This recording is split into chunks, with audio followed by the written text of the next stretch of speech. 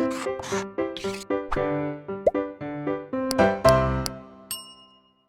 Students, welcome back to Blueprint Digital. आज के इस वीडियो में हम कोशिका भित्ति यानी कि सेल वॉल के बारे में पढ़ेंगे। सेल वॉल को डिस्कवर्ड किया था रॉबर्ट हुक ने।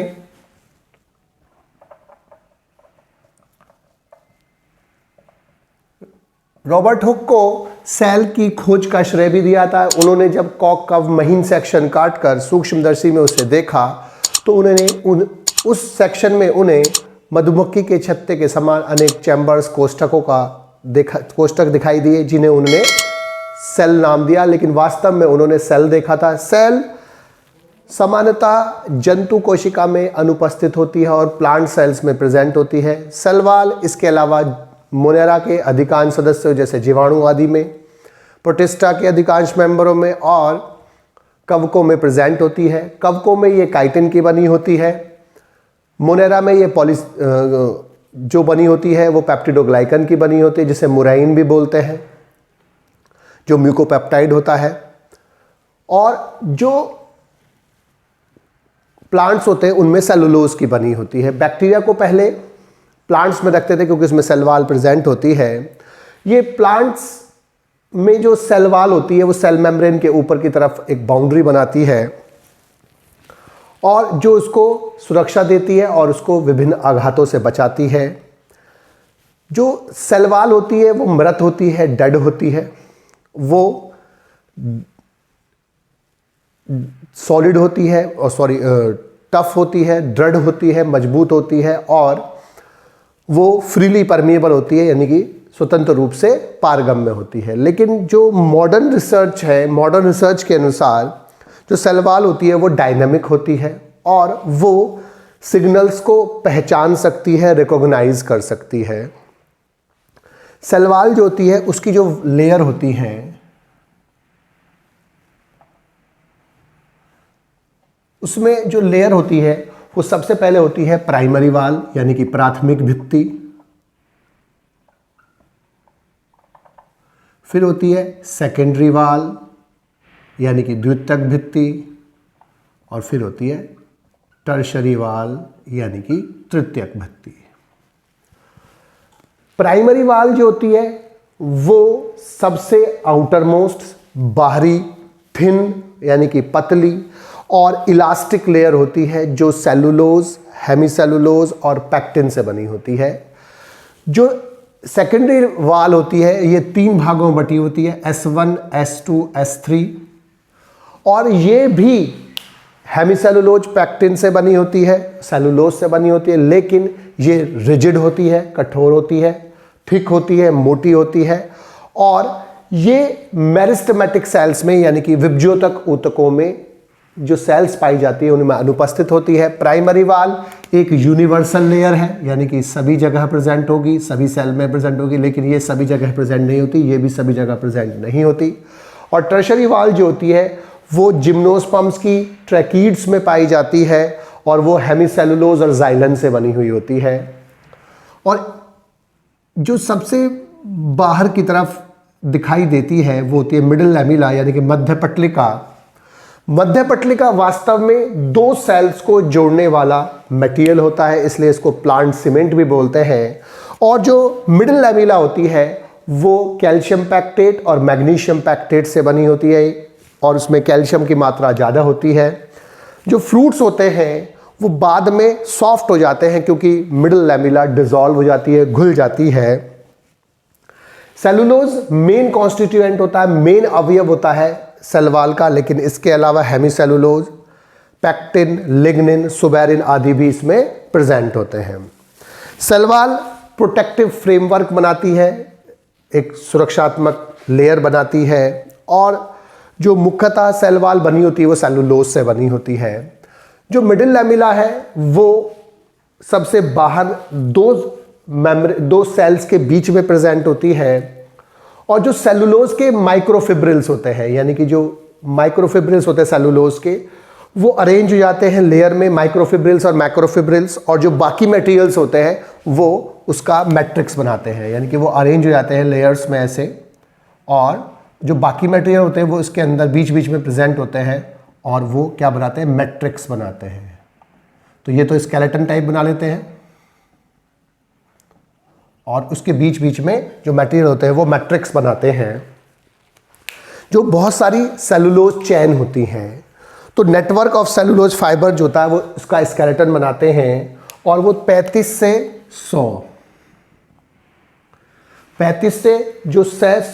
सेलुलोज चेन होती है, 35 से 100 सेलुलोज चेन मिलकर एक मिसील बनाती हैं, एक माइसील बनाती हैं। और जो 20 माइसील होते हैं वो एक माइक्रोफिब्रिल बनाता है और जो 250 माइक्रोफिब्रिल्स होते हैं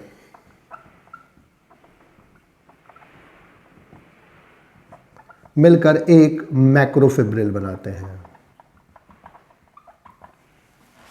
और ये मैक्रोफिब्रिल्स अरेंज हो जाते हैं, मैक्रोफिब्रिल और के बीच बीच में मटेरियल डिपॉजिट होने लगते हैं।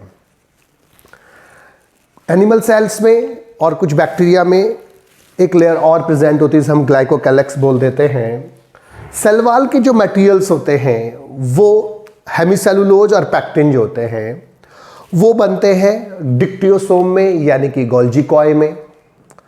लेकिन जो सेलुलोज होता है वो बनता है प्लाज्मा मेम्ब्रेन में। और जो लिपिड नेचर के हैं यानी कि सुबेरिन और लिग्निन जो होते हैं वो लिपिड नेचर वाले जो पदार्थ होते हैं वो स्फीरियोसोम्स में बनते हैं। जो सेल वॉल का जो फॉर्मेशन होता है वो दो तरीके से होता है, एक होता है स्तराधान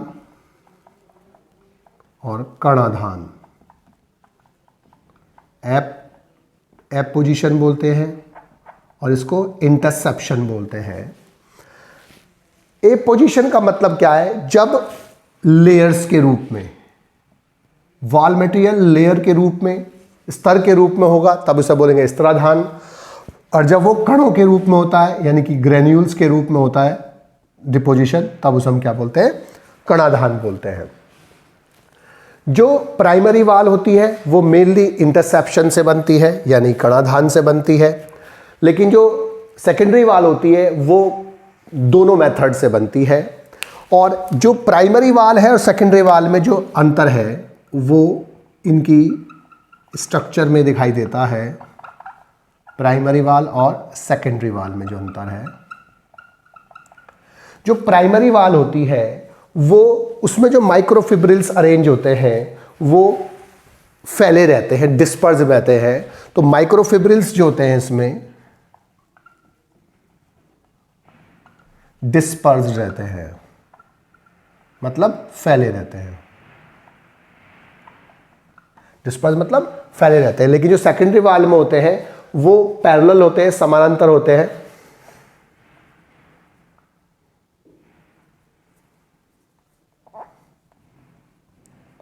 समानांतर यानी कि पैरेलल होते हैं लॉन्ग एक्सिस से। दूसरा हेमिसेलुलोज, इसमें जो हेमिसेलुलोज होता है वो ज़्यादा होता है, 50% होता है इसमें हेमिसेलुलोज, और इसमें कम होता है 25% के आसपास होता है। तीसरा प्राइमरी वॉल जो होती है उसमें लिपिड जो होता है, इसमें जो लिपिड होता है वो 5 से 10% होता है, इसमें अनुपस्थित होता है या बहुत कम होता है। और जो बनती है ये प्राइमरी वॉल किससे बनती है, इस कणाधान से बनती है। जबकि जो सेकेंडरी वॉल है वो इससे और इससे दोनों से बनती है यानी कि दोनों मेथड से बनती है। और प्राइमरी वॉल जो होती है वो यूनिवर्सल लेयर है, अर्थात ये सब जगह प्रेजेंट होती है, लेकिन ये विभज्योतक सेल्स में अनुपस्थित होती है यानी कि जो मेरिस्टेमेटिक सेल है उनमें ये अनुपस्थित होती है। ये इसमें अंतर होता है। अब जो स्पेशलाइजेशन होता है सेल वॉल का वो पहला होता है लिग्निफिकेशन। लिग्निफिकेशन का मतलब क्या है, लिग्निन का डिपोजिशन। लिग्निन एक कॉनिफिरल अल्कोहल होता है जो सेलुलोज का डेरिवेटिव होता है, और लिग्निन जो होता है वो बेसिकली आपको दो जगह दिखाई देगा, एक तो स्क्लेरेन्काइमा वेसल्स में और दूसरा ट्रैकीड्स में। जो जाइलम में ट्रैकीड्स होते हैं, और जो एक्सिस जो होती है लिग्निन की जब अधिकता होती है वो पल्प की इकोनॉमिक इंपोर्टेंस को घटा देती है। और इसमें एक स्ट्रक्चर आपको पता होनी चाहिए, वो क्या होती है, पिट, गर्त बोलते हैं इनको। पिट का मतलब क्या है कि जो अगर ये सेल वाल है तो इस सेल वाल के ऊपर लिग्निन डिपॉजिट हो रहा है।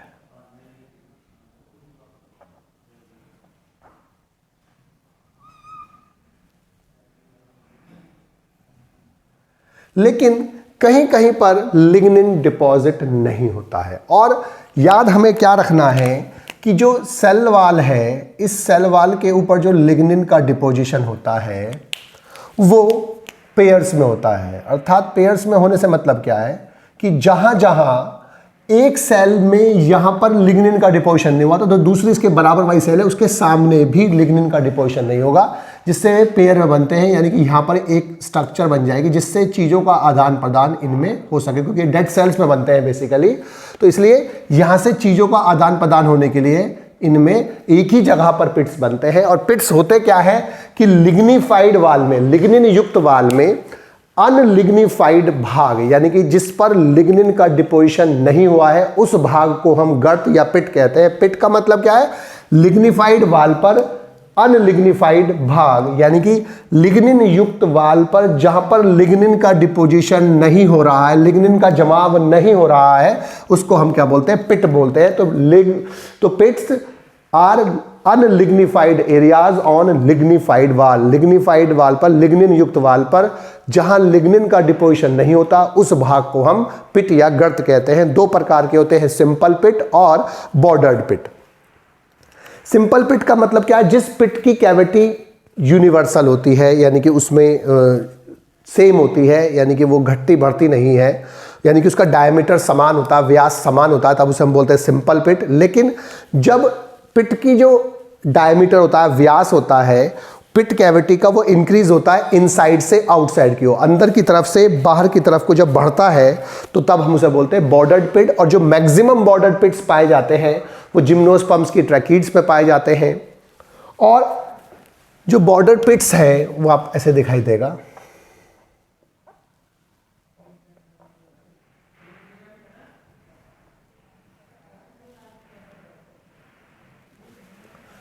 तो हमने कहा कि बॉर्डर पिट्स में क्या होता है कि एक ऐसा पिट जिसमें जो पिट कैविटी है, पिट की जो गुहा है, उसका जो व्यास होता है वो अंदर से बाहर की तरफ को बढ़ता है, तब हम उसे क्या बोलते हैं, बॉर्डर्ड पिट कहते हैं। तो ये एक सेल है, ये वाला पार्ट इसका, और ये दूसरी सेल का ये पार्ट है।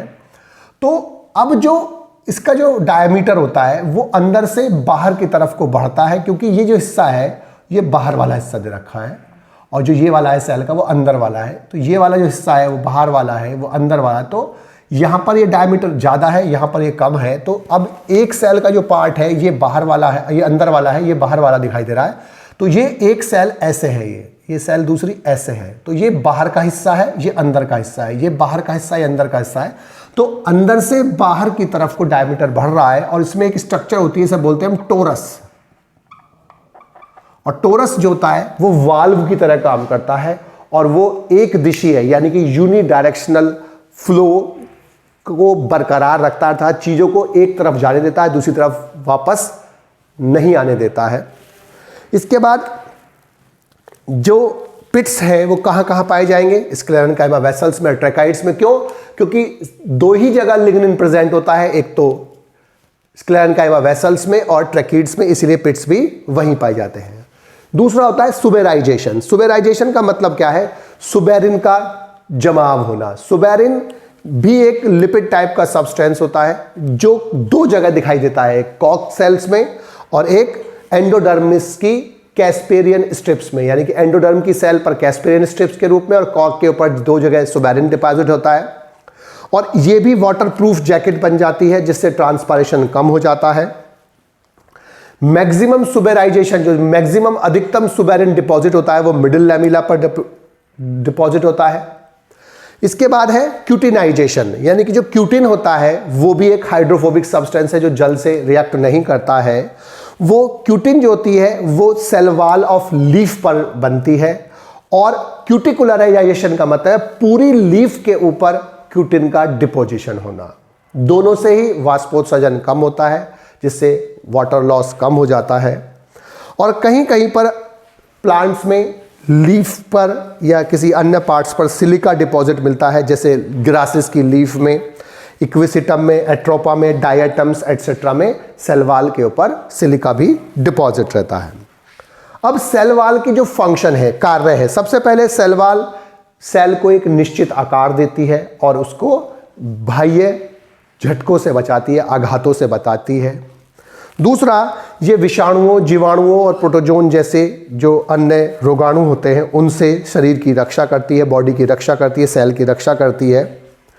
तीसरा, ये विभिन्न प्रकार के पदार्थों को अंदर बाहर आने जाने में हेल्प करती है, क्योंकि ये फ्रीली परमिएबल होती है। इसके अलावा सुबेरिन और जो क्यूटिन आदि पाए जाते हैं, ये वाष्पोत्सर्जन की दर को कम करते हैं जो सेल वॉल पर प्रेजेंट होते हैं, जिससे जो वाटर का जो लॉस होता है, जल की जो हानि होती है वो कम हो जाती है। इसके अलावा जो सेल वॉल होते हैं वहाँ पर दो सेल्स के बीच में एक स्ट्रक्चर डेवलप होती है, इसे प्लाज्मोडेस्माटा बोलते हैं, जहाँ पर wall material middle lamella absent होते हैं, उन्हें हम प्लाज्मोडेस्माटा बोलते हैं। प्लाज्मोडेस्माटा की खोज स्ट्रासबर्गर ने की थी। तो प्लाज्मोडेस्माटा एक सेल से दूसरे सेल में चीज़ों के आदान प्रदान में हेल्प करते हैं। इसके अलावा जो पूर्ण विकसित कोशिका भित्ति होती है, सेल वॉल होती है, वो कोशिका की अत्यधिक वृद्धि को रोकती है और ये कोशिका को सूखने से बचाती है। और जो सेल वॉल होती है उसका सबसे प्रमुख कार्य सेल के बाहर की तरफ एक प्रोटेक्टिव कवरिंग बनाने, एक सुरक्षात्मक आवरण बनाना और उसको झटकों से बचाना और उसको सुरक्षा प्रदान करता है। और मॉडर्न रिसर्च के अनुसार अब जो सेल वॉल होती है वो ऐसी होती है जो डायनामिक होती है, और जो सिग्नल्स होते हैं, जो सूचनाएं होती हैं, उनको पहचान सकती है, रिकॉग्नाइज कर सकती है, अर्थात अब ये सिग्नल्स को पहचानने का काम भी करती है। बच्चों, आज की इस वीडियो में बस हम इतना ही पढ़ेंगे।